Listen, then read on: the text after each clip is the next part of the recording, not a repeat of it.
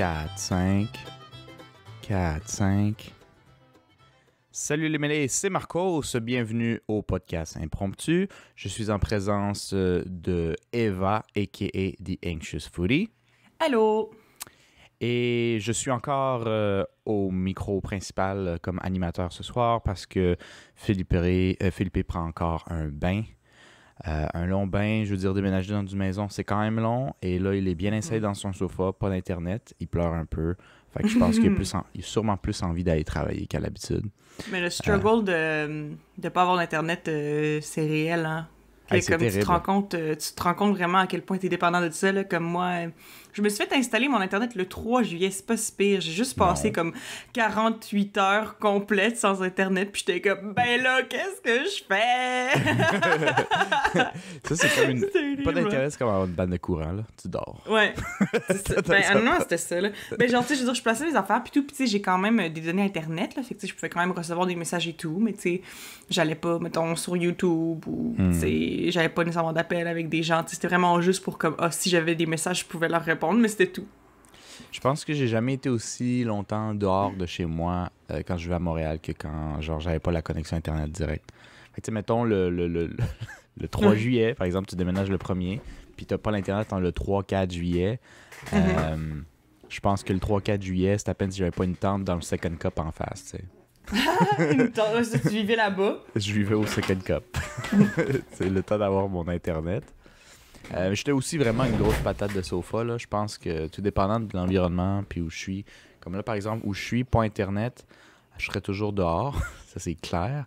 Ouais. Mais ça me dérangerait pas. Comme là, je suis à Vancouver, il pleut jamais ou presque. Je suis à côté de la plage. Je veux dire, il y a moyen de moyenner, là. Je peux Non, ça va, là. faire autre chose. Ouais. Mais je trouvais que où j'étais à Montréal, c'était peut-être un peu plus compliqué. Ben c'est ça, genre là où je suis aussi en ce moment, c'est un coin très résidentiel, fait que comme techniquement, genre j'aurais pu aller passer mes journées downtown, mais tu sais, j'étais comme, tu sais, je sais pas, est-ce que je vais rester à la maison, surtout que j'avais des trucs à installer et que j'avais des coquerelles à tuer, donc Ouais. c'est pour ça que je restais à la maison. Mais ouais, quand j'ai eu le Wi-Fi, même le monsieur du Vidéotron était comme, bon... Maintenant, tu as ta vie de nouveau. J'étais genre, oui!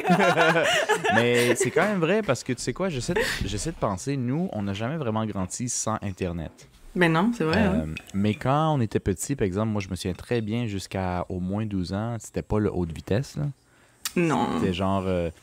moi, j'aimais bien aller sur les jeux de Disney pour enfants ou des trucs de même. Puis je me souviens quand on habitait dans le coin de Saint-Roch, donc avant mes 12 ans, là, entre 8 et 11 ans, je cliquais sur le site de Disney pour aller jouer un jeu, là, puis j'avais le temps de, tu sais, dans ce temps-là, je buvais pas de café puis de thé, mais j'aurais facilement eu le temps de me réchauffer de l'eau, me mettre un thé avant que la page menu load, pour ensuite cliquer play, puis là, je pouvais refaire un autre 5 minutes ailleurs pour attendre que le jeu arrive.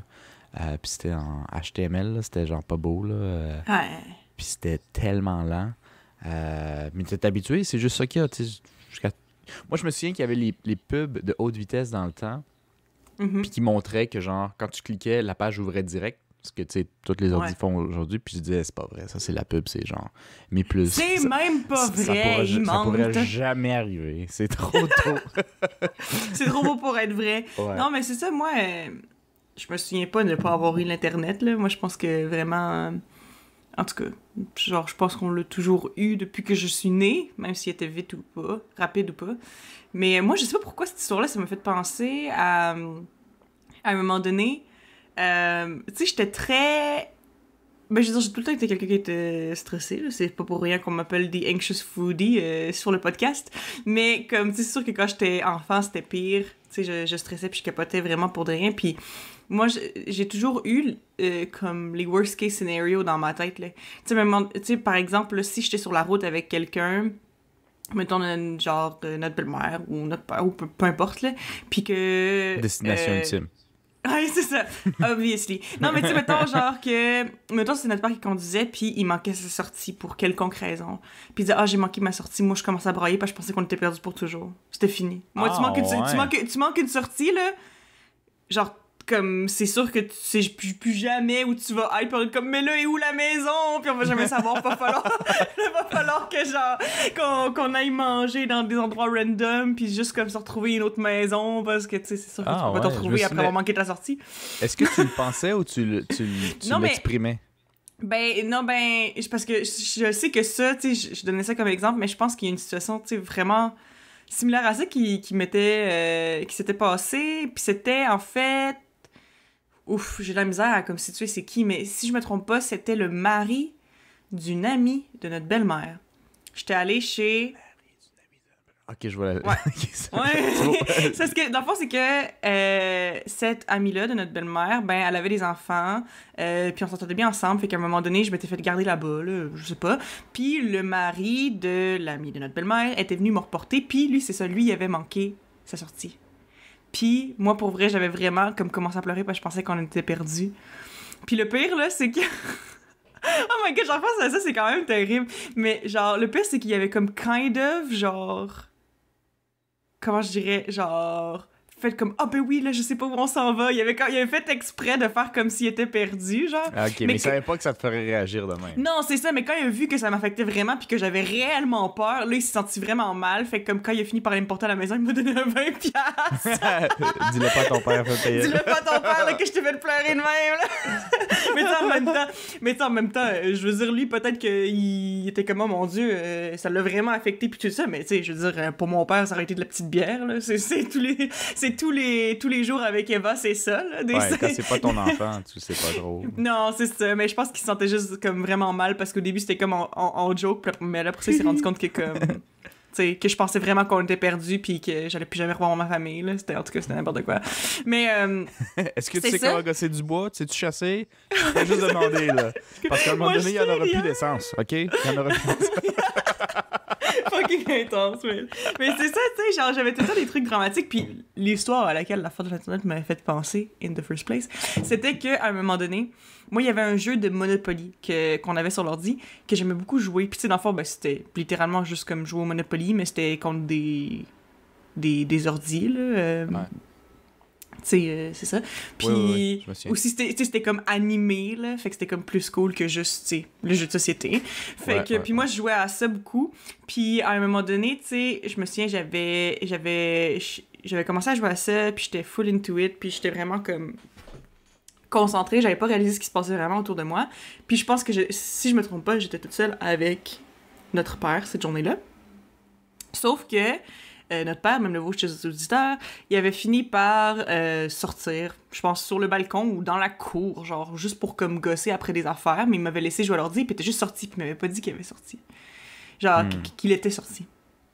Je sais pas pourquoi. Je suis pas mal français. Anyway. Fait que, il m'avait pas dit qu'il était sorti, puis à un moment donné, je finis ma game, puis là, genre, je relève les yeux, puis je suis comme, papa, puis le papa, il est pas là. Fait que là, j'étais comme, OK. Fait que là, genre, je me lève, puis là, je cherche comme à travers la maison, puis là, je le vois pas. Fait que là, moi, je commence à paniquer. Puis là, j'étais comme, that's it, mon père, il a été kidnappé, il s'est fait assassiner, c'est sûr. En fait, honnêtement, je sais pas qu'est-ce que je pensais réellement, parce que je sais pas si j'avais l'âge de penser que mon père s'était fait assassiner, mais dans tous les cas, j'avais paniqué parce que papa, il était plus là, moi, j'étais toute seule. Puis je savais pas pourquoi. Papa, il me l'avait pas dit qu'il était sorti. Fait littéralement, je me souviens que mon premier réflexe, c'était d'appeler à la maison. Mais j'étais à la maison. Je souviens, j'ai pogné le téléphone, j'ai marqué notre numéro que je connaissais par cœur, puis ça avait sonné, mais sur l'autre combiné, genre, puis j'étais comme « Ah! » Hey, j'ai jamais entendu ça, mais quel réflexe! J'étais comme, je vais appeler à la maison parce que je veux que papa y réponde, genre. C'est comme pas tant le numéro maison, c'est le numéro panique, l'aide va miraculeusement arriver. Ouais, c'est ça. Tu sais, moi, j'étais comme, papa, il va répondre, puis tout, mais tu sais, c'est comme, obviously. Littéralement, en plus, c'était comme, tu sais, on avait comme 3 téléphones, genre, juste, si je me trompe pas, comme, dans la cuisine et le salon, là. Dans la cuisine et le salon, il y en avait comme 3, là. Ça, il y en avait dans le bureau, sur le bureau. Ouais, sur le bureau, dans la cuisine, puis un dans le milieu du salon, il me semble. Malgré que celui dans le milieu du salon, il est peut-être arrivé plus tard. C'était comme sans fil. Je sais pas. Anyway, on avait au moins 2 comme téléphone dans la même comme pièce. Fait que justement, je l'entendais comme clairement sonner à genre quelques mètres de moi. Genre, j'étais comme qu'est-ce que je vais faire? Puis là, finalement, comme papa il était rentré, puis là, j'étais juste comme dans la cour, puis j'étais comme en tout cas. Anyway, man, pour vrai là, genre moi comme je dis, je sais pas comme pourquoi, mais je sautais tout le temps au worst case scenario automatiquement. Moi, dès qu'il y avait quelque chose qui allait pas, moi, c'était la pire chose, là. Comme, justement, c'est comme papa, il était pas dans la maison, fait que c'était sûr que, justement, j'allais mourir toute seule, puis que, genre, on m'avait abandonné ou que je sais pas. Donc, c'était ça. Si on manquait une sortie, ben, c'était sûr qu'on allait se perdre pour toujours, puis qu'on allait jamais savoir comment rentrer à la maison, ever. Fait que définitivement, l'anxiété était là depuis jeune, c'était pas... C'était un peu... Ben, je veux dire, je me souviens que j'avais des peurs un peu plus intenses jeune. Ouais. Tu sais, quand t'es relativement couvé, je dis pas que nos parents étaient nécessairement des pères ou mères poules, là, mais je veux dire, je sais pas. Là. Mais moi, je capotais légèrement un peu plus aussi quand j'étais petit, mais c'est juste que toi, c'est un autre niveau. C'était quand même intense. Là. Ouais, ou tu sais, moi aussi, une des pires peurs que j'avais, c'était de rester embarré à quelque part. Mon Dieu, c'était tellement drôle parce que moi je me souviens que c'était drôle. Je manquais d'air tellement c'était drôle. Quand tu rentrais dans une salle de bain, puis que barrer la porte, c'était pas un tourné, c'était tourner la poignée puis donner un petit coup à droite. Ouais, fait qu'après, c'est juste faire l'inverse, aller à gauche puis retirer, genre. Mais toi, c'était comme trop complexe dans ta tête, man. Fait que tu faisais juste comme tourner à gauche puis à droite, tourner à gauche puis à droite. Puis laisse-moi sortir. Puis genre, commencer à défoncer la porte avec tes pieds puis tes bras. Puis moi, je riais parce que de un, il y a rien à faire, c'est de ton bord, c'est de ta crise de faute. Puis de deux, c'est juste écoute-moi, tourne à gauche. Tire ou genre d'habitude il y a un string, ça va sortir tout seul, c'est genre c'est pour les imbéciles le calice là. Je veux dire, mais t'avais même pas la patience de le faire parce que ça se faisait pas tout de suite, fait que la panique rentrait en 0.5 secondes puis t'allais défoncer la porte avant d'essayer de, fait que quand tu finissais par le faire par accident parce que tu fais juste gosser par la poignée puis il faut pas gosser beaucoup pour la débarrer, tu sais. C'est juste gosser puis t'arrêtais de débarrer, tu sortais genre les yeux rouges là en panique là puis voir la piste comme le démon. Moi je me souviens, je riais au point de manquer d'air là, je trouvais ça ridicule. Non, c'était vraiment quelque chose de récurrent et c'est ça, si je me trompe pas, toutes nos portes de salle de bain au début, avant qu'ils les changent, c'était justement avec ce système-là qu'il faut que tu appuies sur la poignée et que tu la tournes pour la barrer, puis tu le fais dans l'autre sens quand tu la débarres. Puis je me souviens que ça, j'avais tellement de la misère à grasp c'était quoi. Puis le pire, c'est que c'est ça aussi, c'est que comme je le sais, que comme si j'avais fait OK,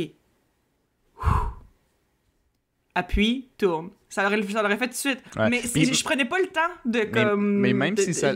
C'est ça, excuse-moi de te couper, mais même si ça marchait pas du premier coup, il faut que tu essaies une couple de fois, tu sais, avant.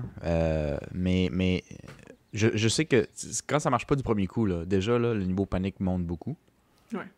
Mais il faut quand même te laisser une shot ou deux, tu sais, avant de paniquer. Il faut vraiment que tu maintiennes un niveau de calme. Mais c'est très dur si tu as l'anxiété ou tu paniques. Mais c'est juste que toi, c'est même pas laissé une fois.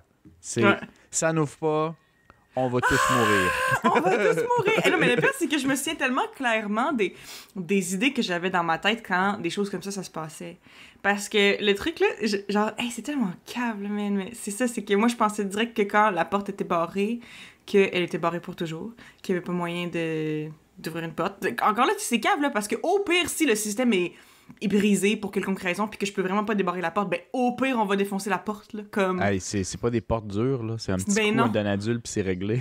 Non, c'est ça, c'est vraiment pas tant un big deal là, mais moi je pensais vraiment que j'allais rester enfermée dans la salle de bain puis qu'on allait devoir me nourrir à travers la craque en dessous de la porte là. C'est vrai.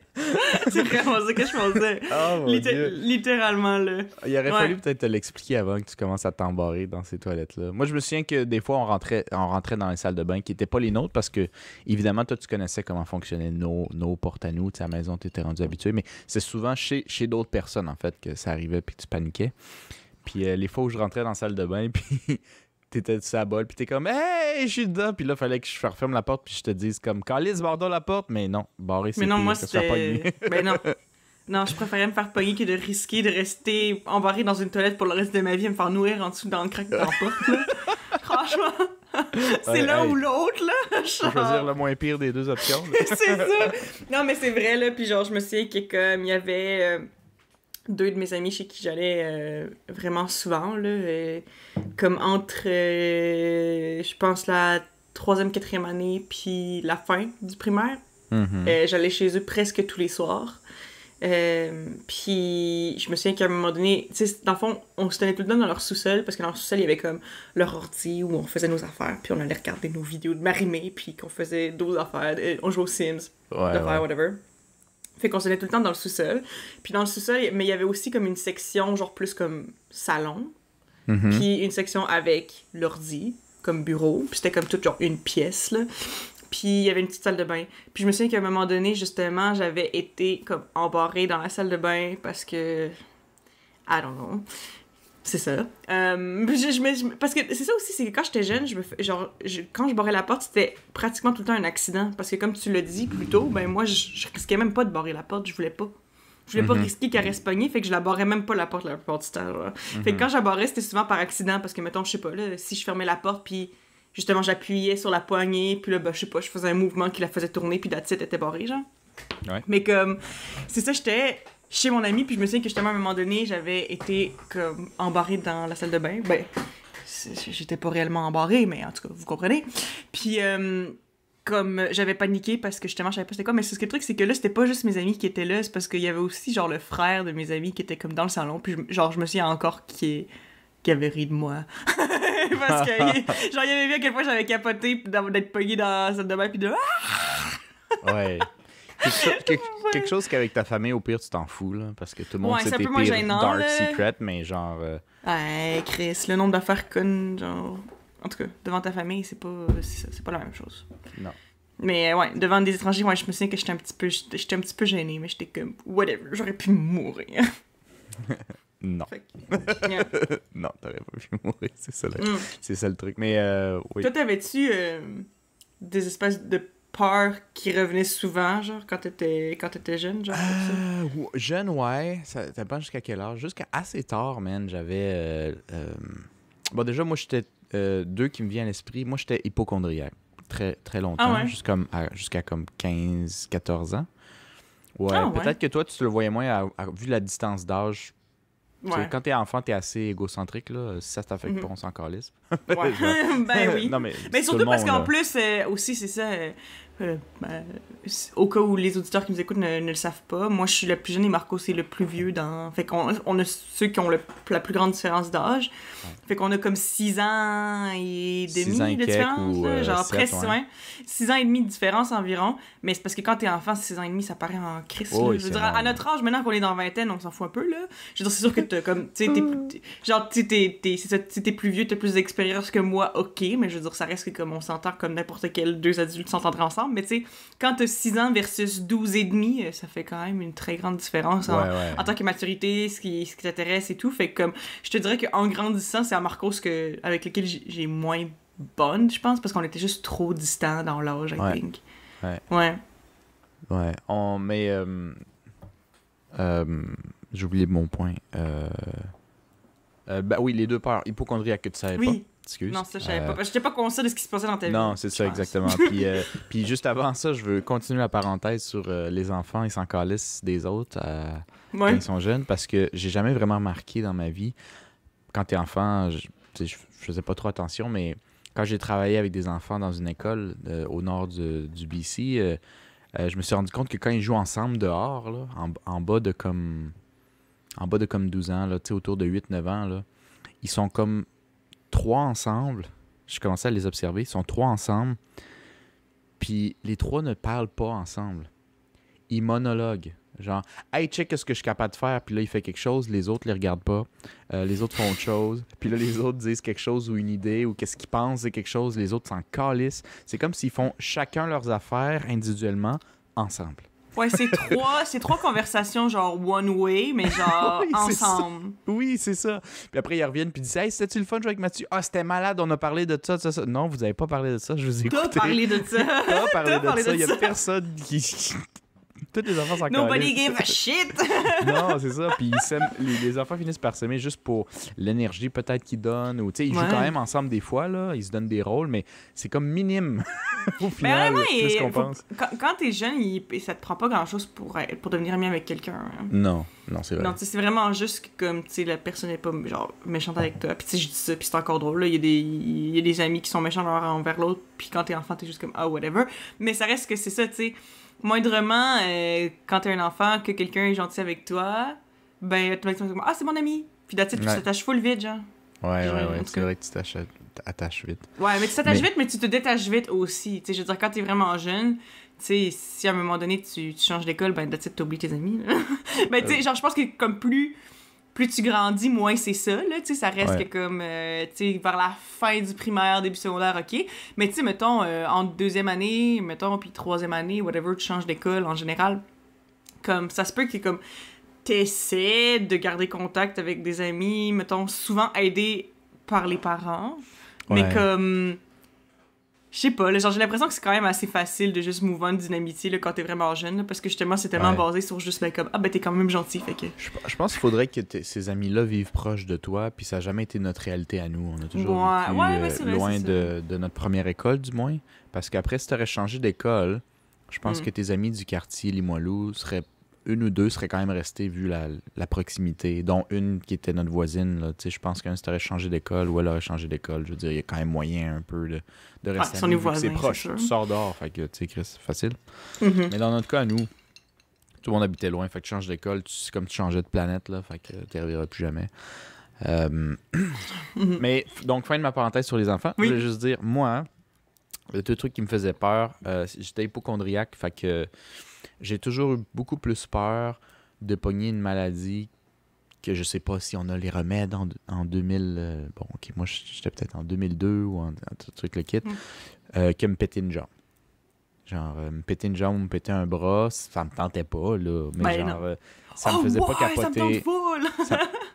Toutes les blessures physiques me faisaient vraiment pas aussi peur qu'attraper une maladie par...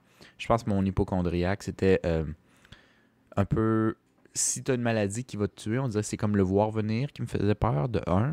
Alors que ta tête explose, ben tu le sens pas, là, tu le vois pas. OK, c'est dégueulasse, là, mais je veux dire... Ouais, ben c'est dégueu, mais techniquement, c'est vrai, là. Tu sais, moi aussi, c'est une de mes peurs dans la vie. Puis tu sais, le pire, c'est que je pense pas nécessairement que je vis en fonction de ça, mais ça reste que même maintenant, j'ai tout le temps une espèce de petite peur d'avoir, je sais pas, mettons, un cancer ou quelque chose. Puis, je veux dire, tu sais, le cancer, ben, comme ça reste qu'il y a beaucoup de gens qui survivent au cancer, c'est pas nécessairement une death sentence, mais ça se peut que tu meurs, c'est quand même, tu sais, il y a beaucoup de gens qui meurent du cancer.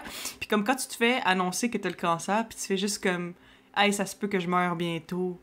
Genre, le fait d'avoir cette espèce d'appréhension-là. Ben, c'est sûr que moi, je l'ai jamais vécu, fait que je le sais pas, puis je touche du bois que je n'ai jamais à le vivre, là. En tout cas, c'est sûr, je le souhaite à personne, évidemment. Mais tu sais, genre, on dirait que juste m'imaginer comment je me sentirais dans quelque chose comme ça, ça me fait capoter. Mais comme je dis, je vis pas nécessairement ma vie en fonction de ça, tu sais, je veux dire, comme... Tu sais, je veux dire, ça reste qu'il y a certaines affaires que je fais ici et là, que comme... techniquement, ça peut te donner le cancer, mais à un moment donné, tu sais, si tu vis toute ta vie en fonction de genre, ah, je veux jamais avoir le cancer, ça veut même pas dire que t'auras pas le cancer anyway. Genre, non, fait comme, bon. Non. C'est pour ça, moi, j'essaie de vivre ma vie à... Tu sais, t'essaies de faire un moindrement attention. Ben oui, c'est ça. Faut pas que ça fasse exprès, là, tu sais, non plus, mais puis, c'est ça. Je veux dire, le cancer ou n'importe quelle autre maladie, tu vas mourir à un moment donné. Je pense que le monde, malheureusement...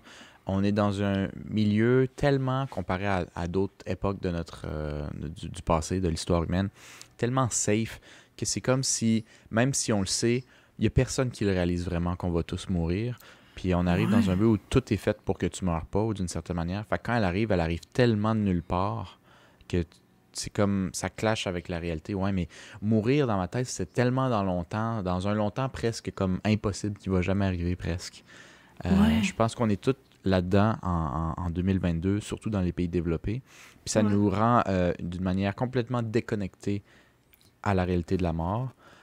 Puis ça, c'est quelque chose que j'essaie de... Ça sonne un peu bizarre, là, renouer avec. Je n'ai pas hâte de mourir pendant tout, mais... Non, mais en même temps, c'est mieux d'être dans un mindset où tu peux accepter le fait que tu vas mourir un jour. Moi, en ce moment, je l'accepte pas pendant tout, le fait que je vais mourir un jour. Là. Moi, je te le dis, là, mais je le dis ouvertement, moi, j'ai fucking peur de la mort. Fait que c'est ça. Mais c'est pas tout le monde qui est comme ça, hein. Genre, tu sais, même, puis je pense, ça peut avoir rapport à l'âge. Je pense que peut-être qu'en vieillissant, à un moment donné, tu te fais à l'idée, veux pas, t'as vécu plusieurs années, t'as vécu tes expériences, peut-être que t'es plus en paix avec le fait que tu vas mourir un jour. Mais, tu sais, je veux dire, j'ai une amie qui a mon âge, puis elle m'a dit, hey, moi, si si je mourais demain, ben, je serais contente de ce que j'ai fait jusqu'à maintenant, puis that's it. Puis j'étais comme, ben non, ça se peut pas que ce soit correct avec l'idée de mourir. Mais, mais je pense que je connais pas ton ami, je sais pas à quel point elle a poussé parce que je pense que tout le monde a un peu peur de la mort. Et pour ceux qui ont moins peur de la mort, je pense que c'est du monde qui l'ont côtoyé proche. Fait que si cette personne-là a jamais vraiment vu quelqu'un mourir proche ou quoi que ce soit, j'ai de la misère à croire que ça la stresse pas plus que ça. Moi, j'ai l'impression qu'il y a un peu de... Soit je me suis pas posé assez la question, soit j'ai peut-être envie d'avoir l'air légèrement plus tough que je suis. Parce que pas tout le monde, ça fait paniquer nécessairement comme toi. Mais non, ça, moi, c'est pas ça me fait paniquer tout le monde un a peu. peur si c'est pas une réalité proche de la tienne. Puis c'est con parce que même dans un pays développé, je pense qu'il y en a qui peuvent, entre autres, puis j'en ai pas assez parlé avec, mais docteurs puis infirmières, eux autres le côtoient tous les jours. Eux autres ont peut-être, je sais pas à quel point, peur sûrement de la mort aussi, mais peut-être moins que monsieur et madame tout le monde, parce que tu vois le côté naturel de ça tous les jours, puis oui, ça va arriver, puis tout le kit. Alors que nous, dire que quelqu'un est mort à l'hôpital, c'est con. On a je sais pas c'est quoi le lien qu'on pourrait dire, parce qu'il n'y a pas de lien de sang, mais définitivement, on considère cette partie-là de notre famille qui habite en Beauce. Puis, mort d'un accident de moto. Ouais. Et on l'avait dit, je me souvenais que c'était qui, parce que quand j'étais petit, on allait en Beauce, puis il jouait avec moi dans la piscine, dehors, il m'avait fait du 4 roues. J'ai quand même des bons souvenirs d'enfance avec cette personne-là, même si je n'étais pas super proche. Puis quand on me dit il est mort d'un accident de moto, je l'ai su. OK, Chris, c'est poche. J'étais pas à ce point-là proche pour que je sois dévasté, c'est des vagues souvenirs que j'avais. Mais quand on est allé à l'enterrement, puis que je l'ai vu de mes yeux, on dirait que c'est là que dans ma tête, ça a déclenché. Ouais, OK. On m'a pas menti. Oh shit, là, il est mort pour vrai. C'est pas comme si je pensais que le monde m'avait menti, mais c'est justement, on est tellement déconnecté parce qu'on le voit même pas. On fait juste en lire dans les nouvelles, on en voit ou quoi que ça, ou le monde nous le dit, puis genre, tu vois peut-être l'une plus tard. Tu le sais, mais tu le réalises pas nécessairement comme à 100%, là, peut-être. Là. On dirait que si tu vois pas le corps d'une certaine manière ou l'action de mourir, t'es pas capable de... Je sais pas, de vraiment l'intégrer à l'intérieur comme ça. Ouais, ça se peut. Ouais. Mais bon, tout ça pour dire, j'étais... c'est quoi le mot? Peur des maladies, là? Hypochondriaque. Hypochondriaque, oui. J'étais hypochondriaque. Je sais que notre père, même le vôtre, chez les auditeurs, était du genre... il était, je pense, légèrement tanné de ça. Fait que si j'arrivais puis je disais un problème, il disait... T'es jeune, c'est en santé, tu vas jamais mourir, ça peut pas arriver. Mais tu sais, il y avait une espèce de genre ras-le-bol aussi là-dedans qu'il disait. Puis moi, j'étais hypochondriaque, puis tout ce que tu as besoin quand t'es hypochondriaque, c'est de te faire rassurer par une certaine forme d'autorité. Ouais. Quand t'es jeune, ton père, ça te suffit. Quand t'es un peu plus vieux, t'as besoin d'un médecin qui te le dise. Mais souvent, ça fait un peu plus mal parce qu'en tant qu'adulte, le médecin est fucking tanné, puis lui, il a sa journée dans le cul, puis t'es pas son ami. Fait que, genre... Non, c'est ça. Fait que rassurer des hypochondriaques, eux autres, ils envoient à pelleter, là, ils sont carrément tannés. Mais c'est quelque chose que je suis beaucoup moins aujourd'hui. Je pense que j'ai encore des traces de, là. Je pense que pour certains trucs, je panique un peu plus que d'autres. Puis le Comme nombre quoi? de fois que as-tu des exemples? Pas vraiment, mais si je vois des trucs que j'ai jamais eu, parce que j'ai pas été malade beaucoup dans ma vie. J'ai rarement eu de la fièvre. J'ai rarement eu des... Tu sais, moi, je connais du monde qui me disent les maladies qu'ils ont, puis j'ai l'impression qu'ils sont malades aux 2 semaines. Ouais, je sais, hein. Ouais, mais ça, c'est vrai, ça dépend, mais je sais pas... Je sais pas, je pense que je sais pas, on a des systèmes immunitaires assez forts, parce que c'est vrai que, en tout cas, dans notre famille, il me semble, on n'a jamais été vraiment malade souvent. T'sais, on a le rhume 1 ou 2 fois par année. Puis ouais, je sais pas trop d'où ça vient, génétique, ou le fait qu'on était comme des cochons, fait que nos systèmes immunitaires est un peu plus fort que... Des cochons? Ben, tu sais, on traînait dans la boîte puis tout quand on était petit. Je sais pas trop, okay, mais... je comprends comme pas. Non, ouais, non, de ce sens-là. Ouais. Mais je sais que une de mes ex m'avait dit t'es jamais malade. Puis à un moment donné, j'ai eu une espèce de... C'était pas un rhume, c'était un peu plus qu'un rhume. Puis il dit ah merde, on ne pourra pas aller à telle place dans 1 semaine parce que tu vas être encore malade. J'ai dit dans 3 jours, c'est réglé. Puis quand j'étais blessé ou que j'avais un truc, il dit ah, va peut-être falloir faire des points de suture parce que j'avais déjà eu une ouverture assez grosse. J'ai pas vraiment de cicatrice maintenant, mais j'ai dit 2 jours, c'est réglé. Puis les deux, on était surpris. Parce que finalement, ça avait pris plus comme 4 jours. Fait que moi, j'étais surpris que ça avait pas pris 2 jours. Puis elle était surprise parce qu'elle, ça y aurait pris une semaine ou une semaine et demie. Puis dans sa famille, ça aurait pris à peu près la même chose. Elle est habituée à sa réalité. Puis moi, je sais que depuis que je suis petit, moi, j'avais presque la jambe cassée. Puis dans une semaine, là, c'est réglé. Puis ça a toujours été comme ça. Mais c'est ça aussi l'affaire, c'est que je me suis rendu compte, c'est vrai, en côtoyant plein de gens, que dans la vie, c'est vrai que je tombe vraiment pas malade souvent, là, genre, tu sais, comme je dis, c'est ça, j'ai le rhume à peu près 1 à 2 fois par année. That's it. Puis, that's it, là. Ben, je veux dire, tu sais, ça m'est arrivé à un moment donné d'avoir comme une grosse... Tu sais, je pense que c'était une grippe, là. Tu sais, c'était pas juste un rhume, tu sais, c'était comme... J'avais de la fièvre, puis j'ai dû rester à la maison, mais ça m'est arrivé une fois dans ma vie. J'ai jamais eu la gastro. Je me suis jamais cassé de whatever. J'ai jamais eu d'autres maladies quelconques que j'ai attrapées. Genre jamais. Fait que je me suis rendu compte de tout ça, mais le truc, c'est que je trouve que c'est un avantage comme un désavantage. Ben, c'est sûr que c'est un avantage parce que c'est le fun de pas être malade, c'est le fun d'être en santé, c'est sûr. On le prend pas pour acquis. Mais le truc, c'est qu'après ça, on dirait que j'ai tout le temps un peu le mindset de genre, ah ben, tu sais, c'est pas... Genre, comme moi, je tomberais pas malade, ça m'arrivera pas. Fait que j'ai l'impression que comme si, justement, ça arrive dans ma vie, qu'à un moment donné, genre, j'ai une maladie quelconque, qu'on dirait que je serais jamais comme... Pas je serais jamais capable de l'accepter, mais que, genre, ça va me faire un choc comme tellement grand, parce que moi, dans ma tête, c'est comme si je pense que inconsciemment, je pense un peu qu'il y a rien qui peut m'atteindre, parce que j'ai jamais vraiment été malade, genre, je pense. Mais what if ça arrive un jour, puis là, je suis comme... Shit, en tout cas, anyway, je pense à ça. C'est ça. Je pense qu'un peu de mon hypochondriaque, c'est le fait que, bon, je peux pas trop contrôler ça, mais aussi, puisque je l'ai pas eu souvent, je sais pas à quoi m'attendre, dans le fond. Il y a un peu de la peur de l'inconnu. C'est vrai. J'étais pas souvent malade. J'étais très souvent blessé physiquement parce que j'étais un casse-cou, j'étais sportif, je faisais des acrobaties, je grimpais des arbres, je faisais des niaiseries. Mais pour mon âge, avec le recul, je pense que j'étais honnêtement très athlétique pour mon âge. J'avais un talent physique, un peu, je pense. Fait que me blesser, ça me dérangeait pas. Je m'étais déjà cassé la jambe à 8 ans en plus, puis c'est no big deal. Mais une maladie à l'intérieur de moi que je peux pas contrôler, que je sais pas si on a les médicaments, puis que ça me fait mal, puis que je peux pas mettre de l'eau ou des affaires pour calmer ça, ça me faisait capoter. Ouais, à l'intérieur, t'as comme moins le contrôle. Ouais. Fait que ça j'avais peur de ça. L'autre chose que j'avais peur, enfant, c'était clair dans ma tête avant qu'on starte l'explication, mais, mais là, mettons, pendant que j'y pense, toi, je sais que t'avais les portes barrées, mettons. Ouais. Il y a une autre peur. Bon, c'est ça. J'avais les portes barrées, puis juste en général, les situations extrêmes où, genre, on était perdu pour toujours, ou que, comme mes parents m'abandonnaient, ou peu importe. J'ai 2 autres scénarios que je sais qui me sont revenus plus qu'une fois quand j'étais jeune, qui me causaient de l'anxiété, fait que je vais raconter ça pendant que tu penses à ton affaire. La première, c'était la guerre. J'avais une peur de la guerre. Mais le truc, c'est que genre, comme... Ouais, ben oui. Mais je veux dire, moi, c'est ça, j'ai toujours eu peur. Ben c'est ça que je me rends compte, là, pendant qu'on en parle. Mais moi, j'ai toujours eu peur de n'importe quelle chose qui était négative ou épeurante, ou je pouvais être blessée, ou est-ce que tu sais, genre, justement, c'est que...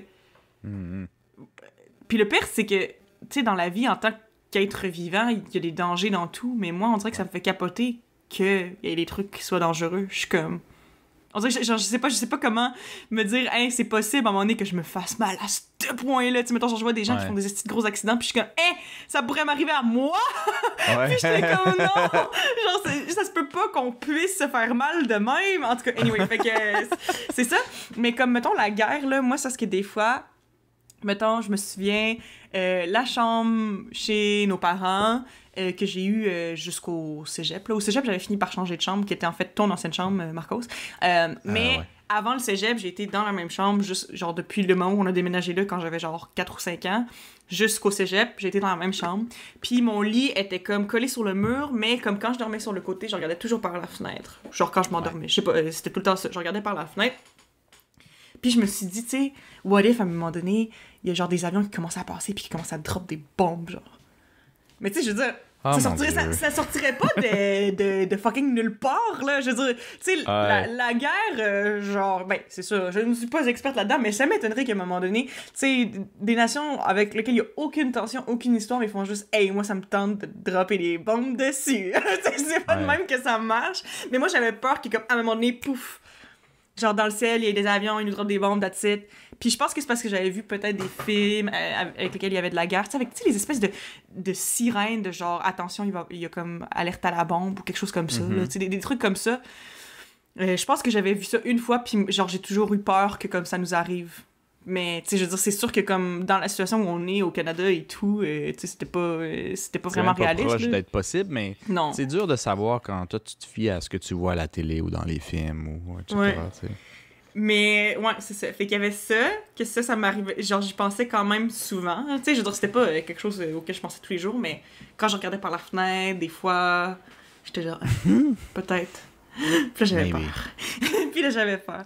OK, puis là, l'autre affaire auquel je pensais, parce que aussi c'est un scénario auquel j'ai pensé souvent quand j'étais jeune, c'est quand même triste quand on y pense, là, c'est vraiment weird. Puis, mais comme, je sais pas si je t'ai déjà raconté ça, Marcos, là, peut-être que je radote, mais c'est juste parce que, tu sais, comme on l'a déjà mentionné et expliqué, notre père est salvadorien et notre mère est québécoise, right? Puis moi, ben, c'est sûr que je ressemble un petit peu à mon père, mais je ressemble quand même plus à notre mère qu'à notre père. Puis aussi, j'ai la peau, tu sais, très pâle. Fait que, comme, tu sais, la plupart du temps, les gens, ils pensent pas nécessairement que j'ai des racines latino-américaines. Ça arrive qu'il y a des gens qui le voient, mais en général, je suis assez white passing, là, qu'on appelle. Là. C'est que la plupart des gens, ils pensent que je suis juste blanche québécoise, la plupart du temps. Okay. Puis moi, j'ai toujours... Ben, même quand j'étais jeune, j'étais consciente de ça. Ça veut dire j'étais consciente que moi, je ressemblais pas vraiment à mon père. Puis qu'on détonnait, parce que notre père, lui, il est très bronzé. Lui, il se fait bronzer à travers la fenêtre au mois de février. Puis genre, comme il y a des démarcations, là, après avoir passé 1 heure devant le soleil, là, ça n'a pas rapport. Là. Notre père, il bronze comme rien. Puis c'est ça. Fait que lui, il a la peau comme, tu sais, très foncée. Puis c'est ça, il est très latino-américain que moi, j'ai peut-être moins. Puis on dirait qu'on a tous moins, honnêtement, à part peut-être Philippe des fois. Ouais. C'est encore là. Encore là, ça dépend. Mais c'est ça. Fait que... Puis moi, c'est ça, ça veut dire que j'étais consciente de ça quand j'étais jeune, parce que je me souviens qu'une des peurs que j'avais, c'est qu'à un moment donné, je me promène toute seule avec notre père, puis qu'il y ait de la police qui arrive, puis qui disent « Vous avez kidnappé cet enfant! Ce n'est pas votre enfant! » Oh, Moi, ouais, t'avais peur de ça. J'avais peur de ça. Puis je me suis dit, tu sais, si à un moment donné, justement, ils nous arrêtent. Je sais pas pourquoi ils nous arrêteraient, juste parce qu'on s'en ressemble pas, genre. Tu sais, comme, tu sais, first of all, comme, on a quand même des traits de famille, mais deuxièmement, c'est pas comme s'il y aurait pas pu adopter une enfant, ou genre que je sois l'enfant de quelqu'un qui genre mettons de son ami, qui s'en occupe pour la journée. Tu sais, il y a aucune police qui va nous voir puis va faire « Ah, c'est sûr que tu l'as kidnappé! » Mais moi, c'est ça que je pensais dans ma tête. Puis je pensais à l'idée, hey, à un moment donné, la police, ils vont nous interroger, puis je vais dire « Non, c'est mon père! » Puis ils vont dire « Ah, mais oui, mais pauvre petite fille, là, elle s'est fait forcer à mentir! » Je pensais même que la police me croirait pas si je disais que c'était mon père! Mais c'est vrai, mais on dirait que quand je pense à ça, ça veut dire que c'est quand j'étais jeune, j'avais quand même très conscience du fait que mon père était genre différent de moi, I guess. Je sais pas, hein, c'est vraiment spécial quand même. J'étais genre, c'est sûr qu'à un moment donné, mon père il va se faire arrêter parce qu'il a repensé qu'il m'a kidnappé. Ouais, hey, ça n'a pas rapport. Mais... Je ris parce que je trouve ça légèrement rapport, mais c'est peut-être presque dans tes peurs insensées la plus sensée, drôlement. Ben je sais ouais, pas trop. Ben, je trouve que t'embarrer dans une salle de bain puis te faire nourrir par en bas, c'est beaucoup plus insensé. C'est moins réaliste, mais tu sais, c'est ça. Comme non, mais il n'y a rien qui est réaliste, mais peut-être que celle-là, il part plus ça. d'un petit quelque chose. Que ouais, non, c'est ça. Puis comme... I don't know, là, peut-être, justement, dans ma tête, je me disais qu'il y avait... Je réalisais pas, mais peut-être que j'avais assimilé qu'il y aurait peut-être du racisme envers mon père, ou tu sais, des affaires comme ça, genre, je sais pas, mais c'est vrai que comme... Dans tous les cas, c'était toute de l'anxiété qui était complètement, genre, irrationnelle et qui était vraiment exagérée pour ce qui aurait pu se passer.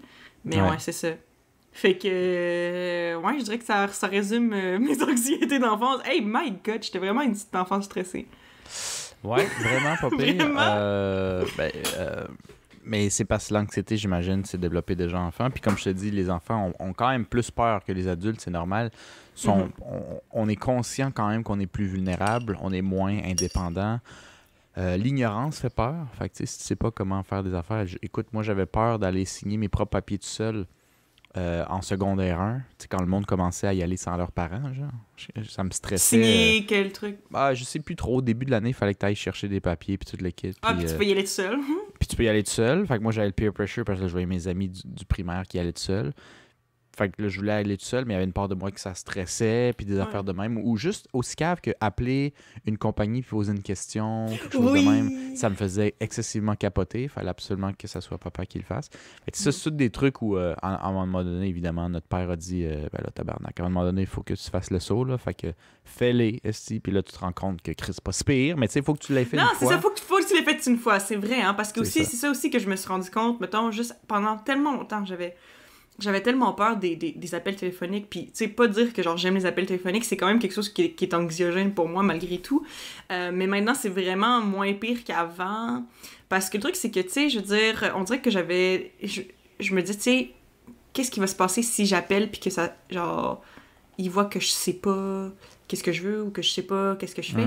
Mais en même temps, c'est correct parce que souvent, dans les situations dont je parle, du moins, tu sais, c'était, mettons, je sais pas, là, tu voulais appeler, je sais pas, à la banque, il fallait que tu poses une question, ou genre, tu sais, n'importe quelle affaire, mais comme, ils sont là pour répondre à tes questions. C'est pas tout le monde qui sait ça, puis c'est normal. Fait que, tu sais, au pire, quand tu le sais pas, tu te dis, hey, excuse-moi, je connais pas ça, genre... Puis comme quand tu l'assumes, ben en général, les employés sont comme « Ah ben oui, y a pas de problème, je vais vous aider. » Ou genre, puis tout. Mais c'est comme si au début, c'est comme si dans ma tête, c'était pas une option de dire que tu savais pas quelque chose. Fallait que tu saches absolument ce que tu faisais, puis que sinon, t'allais avoir l'air d'un cave au téléphone, genre.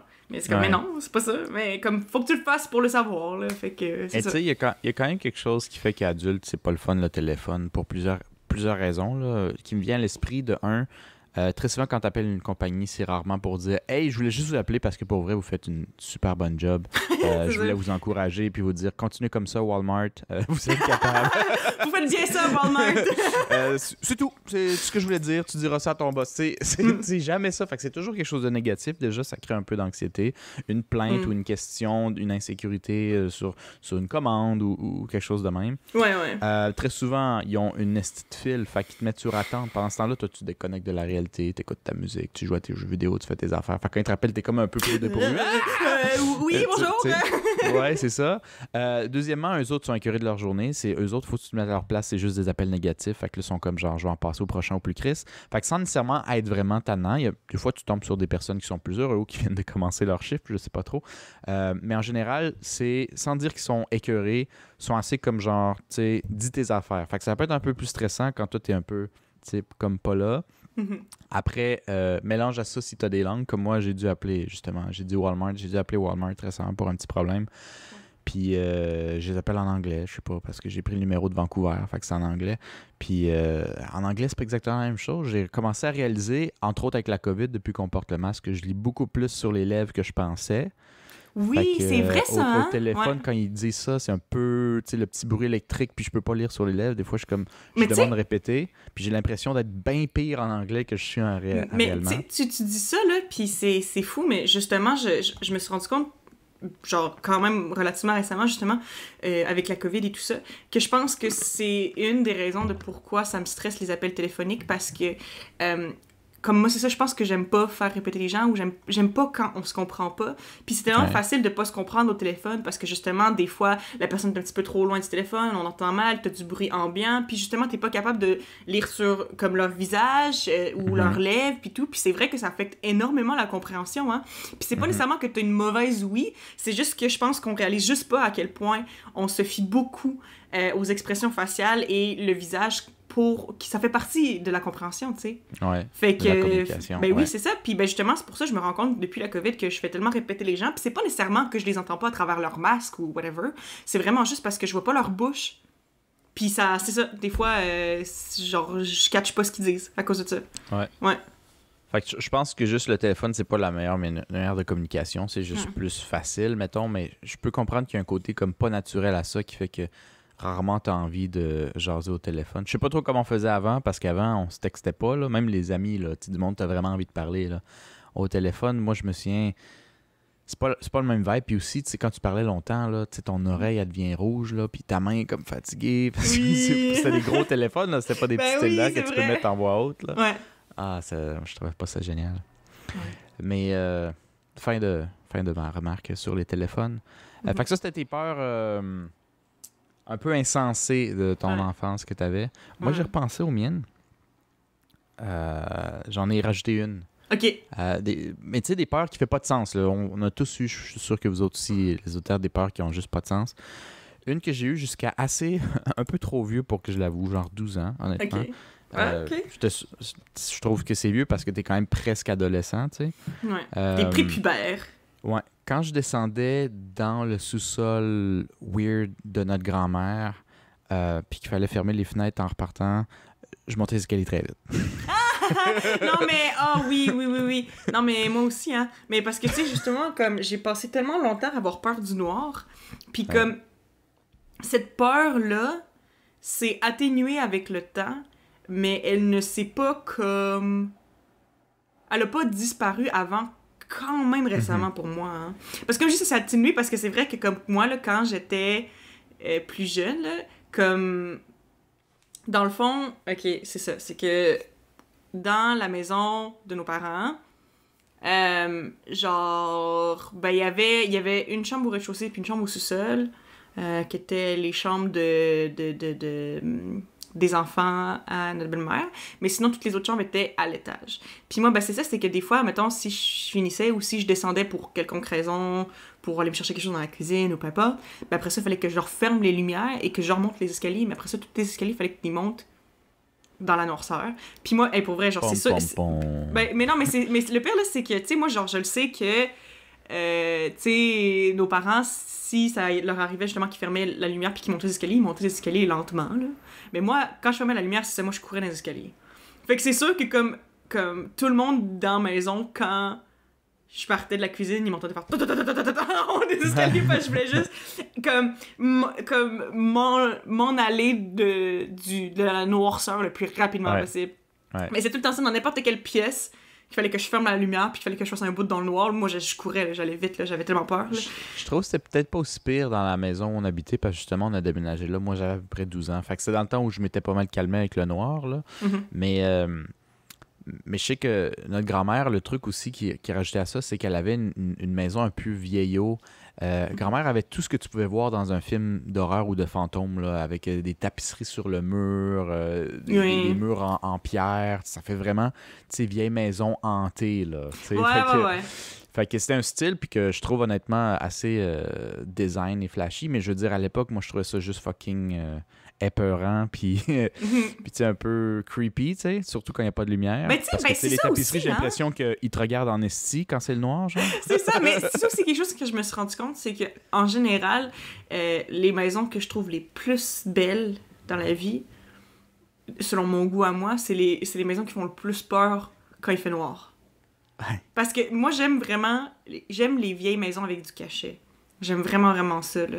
Comme moi, là, genre, plus que les trucs hyper modernes, design, style Ikea, épuré, moi, je veux dire, c'est sûr que je peux trouver ça, tu sais, nice, tu sais, beau, récent, ok, mais c'est pas le style qui vient me chercher. Moi quand je vais m'acheter une maison un jour, je vais probablement m'acheter une maison, justement, qui est un peu plus vieille, là, tu sais, quitte à faire des rénovations dedans si j'ai besoin, whatever, mais j'aime, justement... je sais pas, là, les trucs qui font vieux, qui ont du cachet, là, genre, tu sais, à un moment donné, il y avait une maison en particulier qu'on n'a pas eu très longtemps. Tu te souviens probablement, Marcos, mais c'était notre mère qui avait eu cette maison-là, puis elle était vraiment vieille, là, tu sais, genre, je me souviens comme même la clé de la porte d'en avant, c'était une vieille clé, là, genre une vieille, oui, vraiment, là, tu sais. Oui. Puis ça, là, j'ai tripé sur cette maison-là, je la trouvais tellement belle, là. Genre, moi, j'aime vraiment ça, mais c'est le genre de maison que, justement, pendant le jour, c'est super cute, super accueillant, super champêtre, cute et tout, mais la nuit, t'es comme, holy fuck, c'est clairement une maison style... la conjuration, là, genre, c'est sûr que exactement, c'est ça. parce que dans les films, c'est toujours ça, parce que, tu sais, les vieilles légendes et les fantômes qui datent de longtemps, ben, ça fit avec une maison qui date de longtemps puis qui a de l'histoire, fait que, à cause des films puis de tout ça dans la culture populaire, ben, je pense que ça rentre facilement dans la tête, surtout d'un enfant, que c'est sûr qu'ici, moi, je pensais honnêtement dans le sous-sol à grand-mère, que c'était... surtout parce qu'il y avait une trappe dans le fond que j'aimais bien passer. Je pensais que ça ressemblait à comme une des mini oubliettes rénovées, genre. Puis je me disais qu'il y avait encore des esprits. Fait que tu sais, quand je montais vite les escaliers, là, je me disais, il y a personne, je m'en collais, j'essayais de m'auto-convaincre, genre, mais je montais vite parce que j'avais l'impression que quand c'était noir, les esprits pouvaient se déplacer, puis justement, il y avait des mains qui essayaient de me pogner les pieds pour me ramener, genre, reviens ici. Genre, c'est ça. Vraiment, mais genre vraiment, fait que je montais en haut, puis tu sais, grand-mère des fois disait, on court pas dans les escaliers, puis je suis comme, tu sais, je marche vite, là, c'est tout. Tu vas pas commencer à dire que t'as peur des esprits que tu t'inventes dans ta tête. Ouais, non, c'est ça. Mais genre, mais je me souviens justement, la maison de notre grand-mère, justement, je l'aimais vraiment beaucoup. Puis il y avait tout le temps plein de recoins puis d'affaires sur lesquelles tu tripes quand t'es jeune. Hein. Des maisons dans lesquelles tu grandis. Ben, je veux dire, on n'a pas grandi avec notre grand-mère, mais tu sais, on se faisait. Tu sais, on allait la visiter souvent, puis elle nous gardait très, très, très fréquemment. Fait que on a quand même passé beaucoup de temps dans cette maison-là. Puis à un moment donné, justement, tu t'attaches à certaines pièces ou certaines petites affaires. Puis tu parles des espèces d'oubliettes qu'il y avait, c'est quoi, dans le sous-sol, là, tu disais?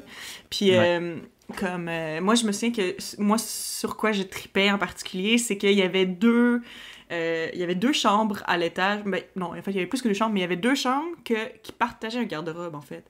Fait que la porte du garde-robe d'une chambre, le garde-robe était très grand.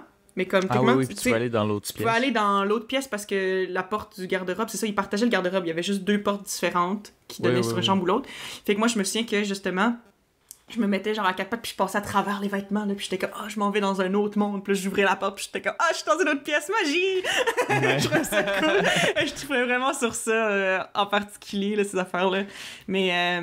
Mais ouais, c'est ça, genre, pour revenir à l'affaire de la noirceur, c'est que moi, j'avais vraiment peur de ça, tu sais, des fantômes, puis des affaires, puis de ce qui lurk in the dark. Tu sais, justement, c'est parce que je pense que, veux pas, la peur de la noirceur, ça vient du fait que, comme, tu sais pas ce qui se passe dans la noirceur, parce que tu vois rien.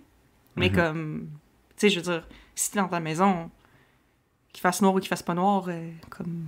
Il y a rien, là. Mais comme, ça reste que, je sais pas. C'est quelque chose vraiment... que ton cerveau... ton cerveau, il vient, puis je pense, ça date de longtemps, là. Je pense que les hommes préhistoriques qui avaient peur du noir, c'est comme si vraiment quelque chose qui est resté peut-être un instinct de survie, parce que tu pourrais te faire pogner par des prédateurs dans le noir parce que tu n'as pas moyen de te défendre. Tes yeux sont pas faits pour. Fait que il y a peut-être tout ça, mais genre, définitivement une peur vraiment pas comme... sensé, si je pourrais dire, qui vient du noir, Quelque chose d'autre à rajouter là-dessus? J'ai une autre peur. T'as une autre peur? OK. Mais non, juste finir mon point rapidement. Mais c'est juste que c'est ça, c'est que, genre, avec le temps, c'était devenu de moins en moins pire, où j'étais quand même stressée dans le noir, mais que je ressentais pas le besoin de courir pour m'échapper du noir. Tu sais, genre, je marchais comme à une vitesse normale, rapide. Mais tu sais, j'étais un petit peu stressée quand même. Mais là, je te dirais que maintenant... Comme, surtout si je suis chez nous, tu sais, que je sois dans le noir ou pas, ça me fait pas peur, là. Mais ça fait pas longtemps, hein. Ça fait même pas longtemps. Je pense que quand j'ai déménagé dans mon premier appart, là, genre, j'avais encore un petit peu peur du noir, là. Comme, legit. Mais un petit peu, aussi... là, pas grand-chose, mais une petite affaire, tu sais. Il y a quand même comme je disais, j'insiste sur l'aspect vieillot de la maison de notre grand-mère. Ouais, c'est vrai. Tu fais ça... Puis t'as plus peur du noir comme une adulte, enfin, bravo. Mais est-ce que tu remettrais dans une vieille maison dans le sous-sol, puis t'aurais plus de peur du tout non plus, ou... Ben, je veux dire... bon, mettons, je déménageais dans une maison qui faisait vraiment vieillot. Je pense que après un certain moment à avoir habité dans cette maison-là, je serais capable de plus avoir peur quand tu la connais bien et tout. Mais je pense que oui, au début, ça me rappellerait quelques petits souvenirs creepy de l'enfance, là, c'est sûr. Ouais. Mais je pense que justement, quand je suis habituée à mon environnement, ça me fait plus vraiment peur, là, maintenant. Là. Mais c'est ça. Fait que c'est quoi ton autre peur?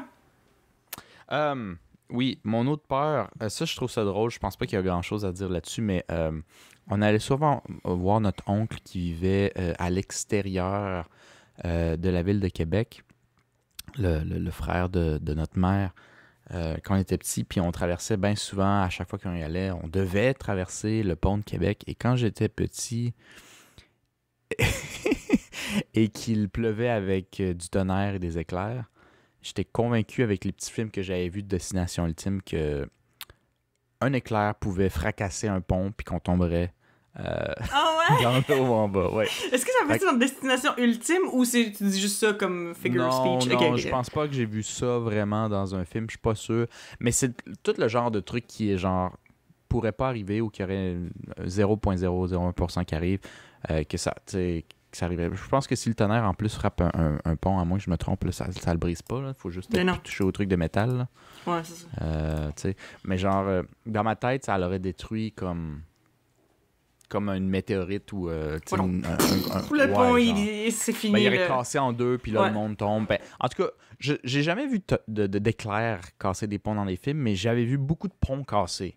Ouais. Puis dans un temps normal, quand il fait beau, t'es safe. Mais tu sais, déjà, en tant qu'enfant, le bruit du tonnerre me faisait excessivement peur. Mm-hmm.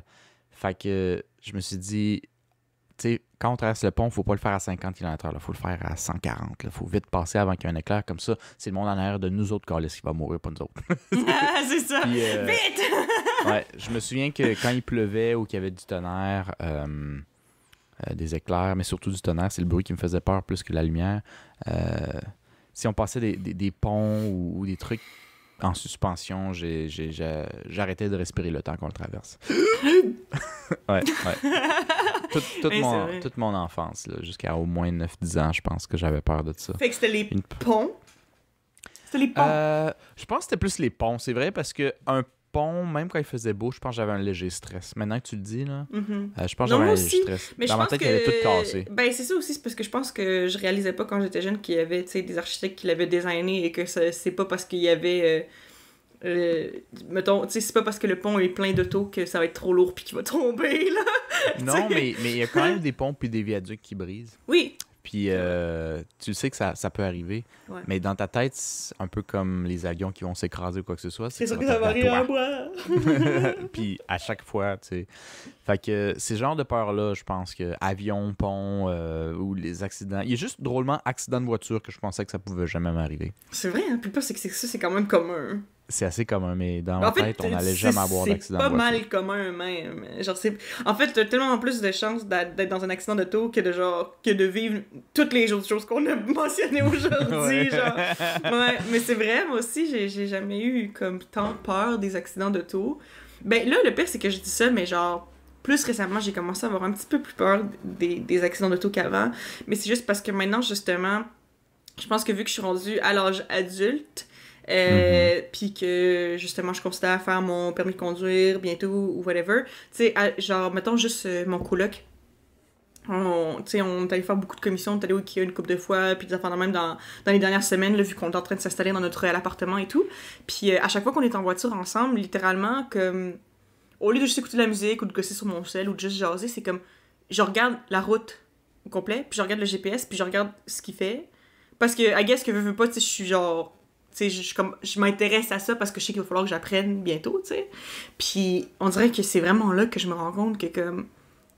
Surtout, en tout cas, je sais pas si c'est parce que j'étais à Montréal, là, mais je trouve des fois que, mettons, les routes sont tellement mal faites, que les indications sont mal faites, puis que les gens, ils conduisent mal, puis je suis genre, man, comme, c'est tellement possible de faire un accident, là. Genre, c'est vraiment, vraiment possible, tu sais, je veux dire, c'est sûr, même si tu fais attention, puis tout, tu sais, on dirait que comme, tu sais, genre, je conduis même pas, mais genre, j'observe justement, comme je dis, la route, le GPS, tout ça, puis on dirait que je suis comme, man, moi, là, à être à la place du conducteur, j'ai l'impression que je serais vraiment stressée. Mais tu sais, en même temps, je dis ça, mais c'est parce que pour l'instant, je sais pas trop ce que je fais, là, mais tu sais, c'est ça. Mais ça reste que, tu sais, j'ai beaucoup d'amis que, justement, que de conduire, ça les stresse parce que, justement, tu sais, surtout quand tu sais pas où tu t'en vas. Parce que, tu sais, mettons, mon ami, mon coloc, ben lui, il est... tu sais, il vient pas de Montréal, là. Fait que, tu sais, mettons, quand on s'en allait au Ikea, ben c'était la première fois qu'il allait au Ikea à Montréal à partir de chez nous. Fait que, tu sais, quand tu connais pas la route pour y aller, fait que, comme, faut vraiment que tu suives le GPS parce que tu sais pas où tu t'en vas. Puis qu'il y a des trucs, justement, que tu savais pas prévoir. Puis tout, tu sais, des fois, justement, les routes sont faites bizarres, en tout cas dans notre coin, là. Genre, que, tu sais, c'est comme, c'est stressant, là. Puis on dirait que je sentais le stress palpable, puis tout. Puis je suis genre, tu sais, c'est vrai que c'est quand même dangereux conduire, là. Comme, ouais, en tout cas. Oui, ça prend quand t'es confiant puis t'as une idée comment fonctionnent les routes, c'est un peu plus simple. Là. Quand t'as moins d'expérience, tu te dépends un peu plus complètement du GPS. Puis si le GPS te l'a pas dit comme 1 heure à l'avance, un peu, tu manques ton truc à gauche, t'as peur, fait que tu vas full vite puis tu craches sur tout le monde. Mais en plus, le GPS de mon ami, là, littéralement, là, c'est comme ça faisait chier parce que la journée où on était allé au Ikea, il disait toutes les affaires, tu sais, à la dernière seconde, c'était déjà censé être en train de tourner, puis il disait OK, tourne à droite, puis c'est comme ben là, c'est parce que Chris, il fallait que tu me le dises avant. Puis genre, mais après ça, tu sais, il y a d'autres fois où comme ils vont te dire genre 10 fois de suite, genre reste à gauche. Puis c'est comme, oui, mais j'avais compris, là, c'est genre, c'est correct, là. Mais comme, il te le dit, genre, trop d'avance, trop de fois, genre, est-ce que tu me prends pour un cave? Puis après ça, genre, il te le dit, genre, hyper dernière minute, genre, que tu sais jamais à quoi t'attendre, genre. C'est un peu comme une roulette russe du GPS. Surtout quand tu mets ta bonne musique Spotify, puis là, c'est à ton bout, genre ton fucking refrain, puis ça va être bon, puis tu le connais, puis là, le son baisse en esti à 10% pour que, genre, le GPS te dit « Vous restez à gauche, continuez comme ça, Marcos. T'es capable, t'es beau. » Ouais, Puis t'es bon, t'es capable. Puis là, le refrain revient, puis là, t'es comme « Non, j'ai manqué tout le refrain. » Oui, mais hey, le pire, c'est que c'est... Ouais, c'est vraiment ça. Mais en tout cas, mais pour vrai, j'ai quand même hâte de conduire, pour vrai. On dirait que c'est ça, maintenant que je me suis fait à l'idée que j'allais devoir faire mon permis, j'ai hâte de conduire. C'est stressant.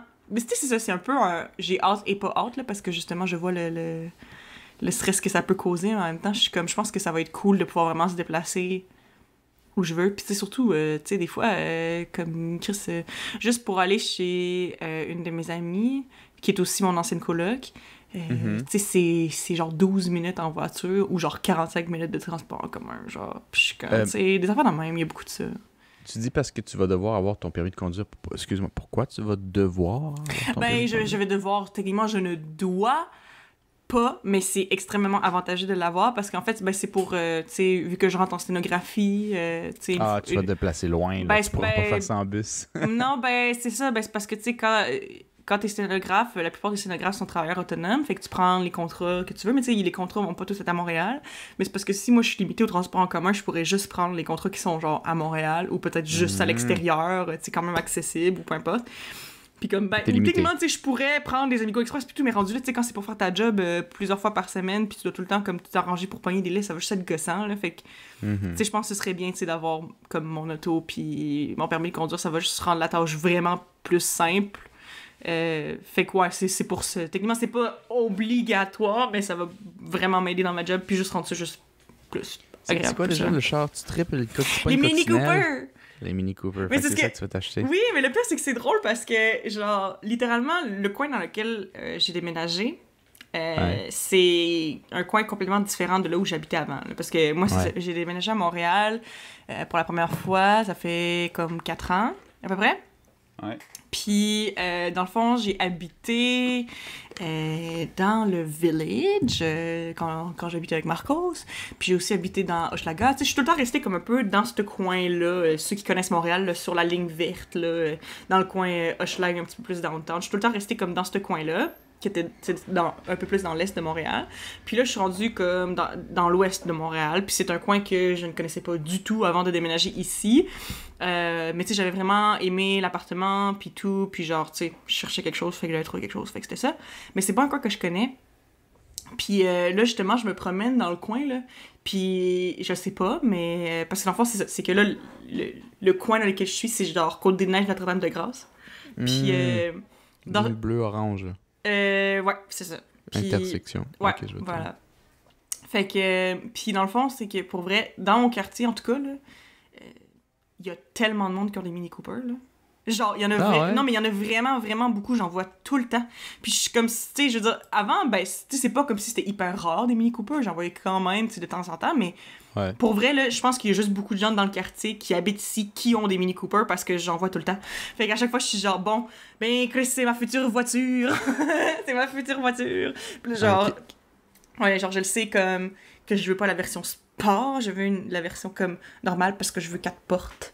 Puis c'est ça, là, je sais tout ça. Je suis en train de magasiner les couleurs. Tu sais, j'ai même pas mon permis de conduire, j'ai même pas commencé à peut-être économiser pour une voiture, mais je suis déjà laquelle je veux. Ouais, je pense... Je sais pas pourquoi tu tripes sur les Mini Cooper tant que ça.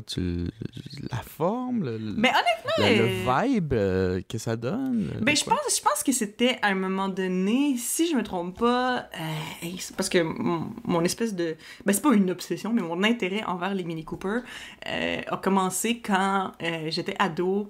Je pense que j'avais 14 ou 15 ans. Puis genre, je pense que j'avais lu un livre je pense, puis que la fille principale, elle avait mentionné qu'il y avait une Mini Cooper, puis je savais pas c'était quoi, fait que j'avais googlé c'était quoi, puis j'avais tellement trouvé ça cool, comme petite voiture, puis j'ai comme, je sais pas, là, j'ai genre fait, une Mini Cooper, c'est cool, puis en plus, le personnage de cette histoire-là que j'aime full, c'est, fait que genre, c'est ça que je veux. Mais comme ça a juste évolué, mais je pense qu'honnêtement, ben, je trouve que c'est vraiment des cute voitures, puis j'aime la vibe, puis je trouve que c'est comme, tu sais, oui, c'est cute, mais c'est pas comme une fucking coccinelle avec, tu sais, là, les gens qui mettent des cils sur la coccinelle, là, tu sais, c'est comme... Oh mon Dieu. C'est vraiment pas comme aussi intense qu'Étienne que ça, mettons. C'est comme une espèce d'entre-deux, là. Tu sais, c'est une petite auto cute quirky. Je sais pas si ça donne un vibe européen. Je sais pas, ça a-tu une vibe européenne? Ben, honnêtement, une Mini Cooper, pour moi, ça me faisait penser à l'Angleterre. Puis je viens de checker le live, puis Mini Cooper, c'est anglais, justement. Bon. Ben, peut-être. Parce que j'avais vu des petits films, puis je pense que j'avais joué à des petits jeux vidéo où t'es en Angleterre, entre autres, puis toutes les voitures avaient ce genre de vibe-là, conduit à gauche. Non, mais le pire, c'est que je dis ça, puis me semble que là où j'avais vu la Mini Cooper, il me semble que le livre dans lequel j'avais vu ça, si je me trompe pas, ça se passe en Angleterre, fait que ça a vraiment du sens. Puis aussi, tu sais, je veux dire, j'ai vraiment eu une partie de ma vie où j'étais quand même... j'avais une hyperfixation sur l'Angleterre et le Royaume-Uni. Et sur le Royaume-Uni en général, parce que oui, je trippais sur Harry Potter, et aussi pendant un bout, je trippais sur One Direction, qui sont... Aussi, c'est vrai. Ouais, c'est ça. Oui. Fait que pendant plusieurs années, moi, je trippais sur tout ce qui était comme anglais, ou ce qui venait du Royaume-Uni, là, je sais pas, j'avais comme une espèce de trip là-dessus. Fait que ça a peut-être système de ça, mais je sais pas. Genre, c'est quelque chose qui est resté malgré tout, même si je suis plus dans mon hyperfixation de ça, c'est quelque chose qui est resté qu'à chaque fois que je vois une Mini Cooper, je suis comme, man, c'est cute. J'aime ça. Genre, j'aime ça pour vrai. Ouais. Ouais. Fait que, it will be my car. Ouais. Je me souviens que quand je travaillais comme valet, j'en avais stationné quelques-unes, puis à chaque fois qu'il y en avait un, j'ai jamais, de mon observation, de mon expérience, j'ai jamais vu de propriétaire homme de Mini Cooper. C'est sûr qu'il y en a, mais ça semblait quelque chose de beaucoup plus populaire chez les femmes. Ah. Et c'était toujours des... Parce que ça doit être... C'est pas si gratuit que ça, je pense, Mini Cooper. C'est toujours des businesswomen, tu sais, qui avaient propriétaire d'une pharmacie ou quelque chose à gauche. Je pense que ça a vraiment un rapport, parce que comme je dis, c'est que, tu sais, j'ai toujours aimé les Mini Cooper, mais on dirait qu'en plus, depuis que, genre, je sais que je vais en sténographie, je suis comme, hey, je vais avoir ma propre business, puis je vais avoir ma Mini Cooper, puis un chien. C'est ça, c'est related, genre. Moi, j'ai vu des... Pourquoi c'est related? Littéralement, je le sais même pas pourquoi, mais c'est vrai que c'est ça, hein. C'est genre femmes qui font de l'argent qui ont de chien. Avec ma Mini Cooper. C'est ça. C'est ça. C'est pour ça que je posais la question. C'est peut-être le vibe que ça donne de businesswoman. Ouais, ouais, peut-être. Ben, en plus, moi, en tout cas, personnellement, les couleurs de Mini Cooper que j'ai le plus vues, j'en ai vu des beiges, des noirs puis des rouges, principalement. Il y en a d'autres couleurs aussi, mais moi, j'aime les Mini Cooper noirs, principalement, je trouve. Puis là, ça, c'est vrai que ça fait très genre... Je sais pas. Je sais pas, ouais. I'm here for business. Ouais. I'm here for business. Ma voiture est noire, là. Moi, je n'ai pas. I'm here for business. Ouais. Je me demande quelle voiture ferait ma personnalité. Moi, je pense que ça serait pas une... Je pense pas que ça serait une voiture. Je pense que ça serait... Il faudrait que ça soit un bike. Ouais. Je pense qu'il faut que ça soit un bike... tu sais, à la chaîne là, que tu vois dans les films de voyage au Vietnam, là. Moi, je pense que c'est ça, ma personnalité. Celui-là qui ne starte pas tout le temps. Puis attends 2 minutes. Là. Non, mais honnêtement, moi, je trouvais que ta Sunfire jaune te représentait assez bien. Elle est pas jaune, elle est blanche, OK? Elle est blanche? Ouais, c'est de la rouille, tu parles. Non, elle est complètement blanche, là. Honnêtement, c'est une Sunfire blanche. L'ancienne voiture à notre belle-mère... je sais pas si elle était blanche, la voiture à elle. Je pense qu'elle était grise. C'est une 2000. Pour voiture, je sais pas si c'est mon style du sens. J'aime pas spécialement la Sunfire. C'était la moins chère du coin où j'étais. Mais c'est parce que moi, je m'en fous. J'aurais pris n'importe quelle voiture qui se rendait du point A au point B. Du point A au point B. Ben, c'est ça, parce que j'ai l'impression que c'est ça, c'est que c'est pas qu'en voyant cette photo-là, une photo, mettons, de cette voiture-là, je ferais genre, ah oui, ça représente Marcos, pis tout. Mais quand on te connaît, toi, on dirait que ça m'étonne pas que c'est cette voiture-là que t'as, tu sais. Parce que ça représente ton mode de vie et ta façon de penser. Que c'est genre, je m'en calisse tant que je peux me rendre Ouais. C'est ça. Ah ouais. Puis des fois, tu sais, je la bats, puis elle s'étouffe pas mal. Puis à chaque fois qu'on fait des road trips, le monde sont comme, est-ce qu'elle va se rendre? Puis je suis bien honnête, je le sais pas. Ben, on espère. On croise les doigts. À tough, je vais essayer de la revendre. On va voir. Ouais. Moi, j'ai peur qu'elle s'étouffe, puis qu'elle s'éteigne pour de bon pendant que quelqu'un l'essaye avant de l'acheter. J'ai avoir perdu comme 1500$. Ça fait quand même mal. Quand même. Ouais. Mais bon. Donc, c'est ça pour mes peurs. Honnêtement, j'allais éventuellement sauter à genre pis ta semaine, que j'ai jamais commencé à dire. Ouais. Mais je pense qu'on a fait un bon podcast finalement plus sur les peurs et les trucs comme ça. Fait que je pense que la je vais mort te demander un peu, ça. Une petite mention sur la mort. C'est vrai. Qui est tous des sujets éventuellement qu'on pourrait pousser un peu plus loin. Mais je pense que pour aujourd'hui, on va se garder ta semaine pour le prochain podcast. Ouais, pour ma semaine à suivre. Ouais, exactement. Fait que je sais pas si tu as quelque chose à rajouter, mais moi, je pense que je finirais ça là. Moi, je demanderais aux auditeurs quelle voiture représente votre personnalité et aussi quelles étaient vos peurs irrationnelles lorsque vous étiez jeune qui vous hantaient. Moi, j'aimerais savoir ça. Mais sinon, c'est ça. Ouais. That's it. OK, très bien.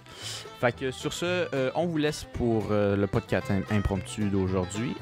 N'oubliez pas de nous suivre sur Apple Podcasts, Spotify, Red Circle, YouTube, Facebook et Instagram. Et sur ce, on se dit à la prochaine. À la prochaine!